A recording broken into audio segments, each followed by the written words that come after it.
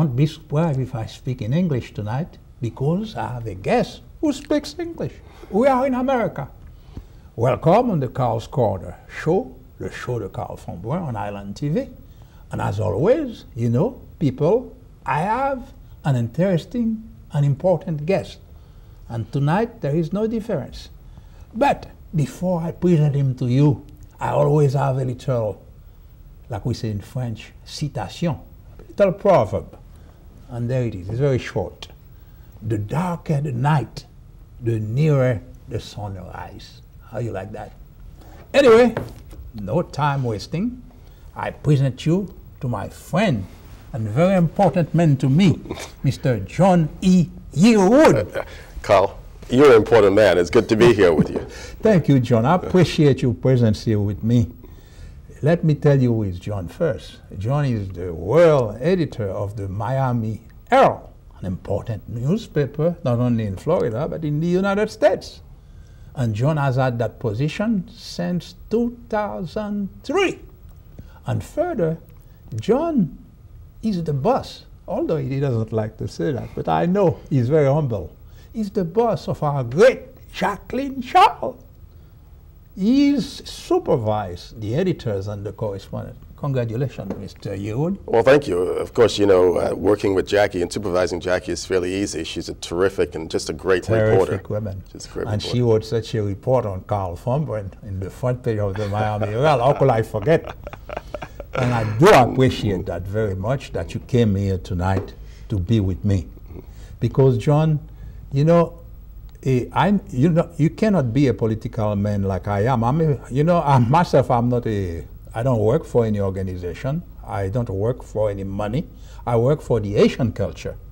And being that I work for the Asian culture, thanks to Island TV, I like to promote not only the Asian culture, but anything which has to do with the black race.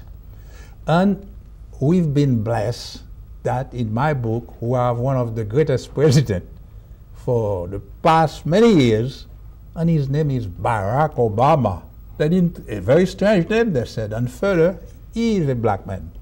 And I'm so proud of Barack Obama, and I think he's giving us a perception of ourselves and to others of ourselves.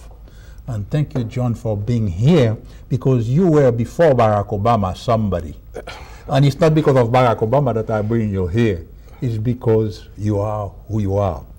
I read here, which is very interesting, that not only you supervise editors and correspondents in the Miami Herald, but you have had you first have a BA in political science from the University of Connecticut. That's right. You know, I'm close to Connecticut because my wife is originally from Connecticut, and she used to work at the U.S. Embassy in Haiti in the 50s. I don't think you were born yet. I may have been a thought. Yeah. John, you're quite a diplomat. I like your attitude. You're very cool all the time. How you know, you didn't learn that from Obama. Obama is younger than you. Have you always been like that? Or did you, because I see you participated in many different organizations in promoting us, you know, in the United States and the Caribbean. Where did you get that inspiration to be like you are?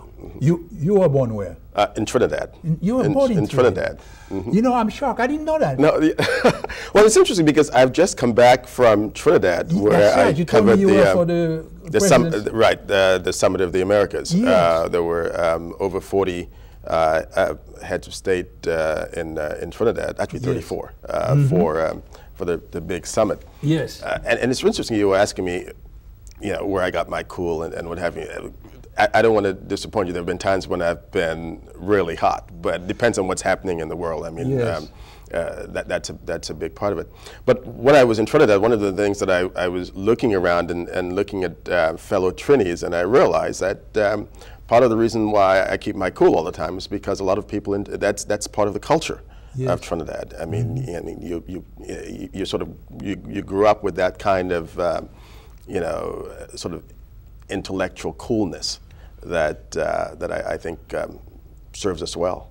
You know, it's amazing that you told me you're from Trinidad, because one of my neighbors and friends for the past 20 years was Trinidadian. His name was John Teixeira.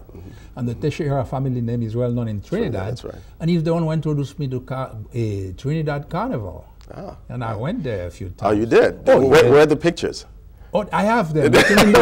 In those days, you didn't have electronic cameras. That's about 20 years ago that I went. And I went with my whole family and my brothers and sisters. We thought Trinidad Carnival beat Brazilian Carnival.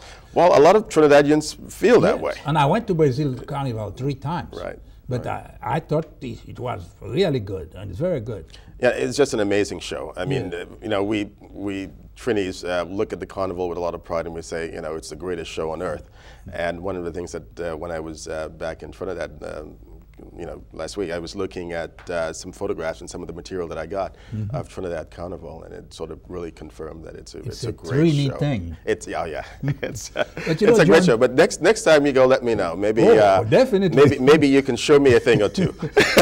but John, you know what amazes me with you? You don't have a Trinidadian accent at all. Well, your accent is very mainstream America. Yeah, well, that's probably because I grew up in, I moved to the U.S. when I was about 11 or so, and I moved to Connecticut. And you know, sometimes I think that there isn't much of an accent in Connecticut. I lived in Connecticut for a very long time. Well, Northeast. And then, and then I moved to Oklahoma City. I lived there for a little over a year, and then I moved to Texas. So I've lived in a lot of different places. And but your accent changed because of that. Yeah. But you know, you're lucky. Or maybe unlucky, because myself, I did like you. When I was 13 years old, my parents put me in a boarding school, private boarding school in Woonsocket, Rhode Island, of all people. I cried for 4 years. I was so away from the tropics and freezing all the time. But I never lost my accent. I never lost my Asian accent. Oh, that's interesting. And some Asians, who, with all due respect, some boat people, Asians who come here just like that, in 6 months they speak better English than I do. Oh.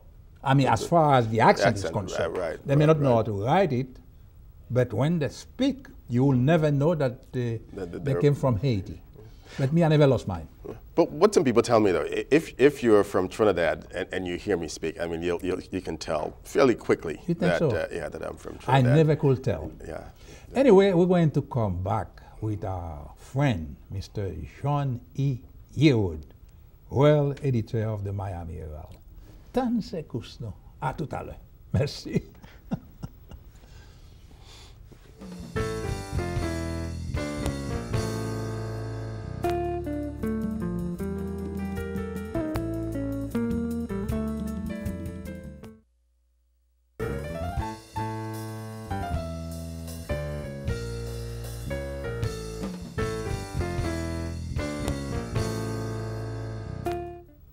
Well, I'm back with my friend, world editor of the Miami Herald, Mr. John Yearwood. John, tell me, you are very much involved with the Caribbean communities, not only Haitians. Now that I know that your roots are from Trinidad, I can understand. But there is something else which makes you involved. Is it, I don't know, memories of good times or bad times? What is it that makes you move and involve so much in the Caribbean communities? Well, that's pretty easy for me because I love being around Caribbean people. Yes, and you are one of us. Yeah, exactly. So you were talking about, you know, what gives you strength and why you're cool. Part of it is because, you know, you spend time with people you enjoy being around. Yes. And to some extent, it helps center you. Yes. And as you know, I see you all around town at a lot of Haitian events. You know, I go to events for folks from Jamaica, Trinidad, you name it, and because I enjoy it, and also too, it's an opportunity to talk to people about the Miami Herald. And if I can tell you a really quick story, shortly after I got here, I was at a Jamaican event. And they were awarding the Prime Minister's prize to awards to various Jamaicans who had done great things, and not only here but also in Jamaica. At the end of the program, one lady got on stage and she just said, matter-of-factly, "You should not read the Miami Herald." You know, I was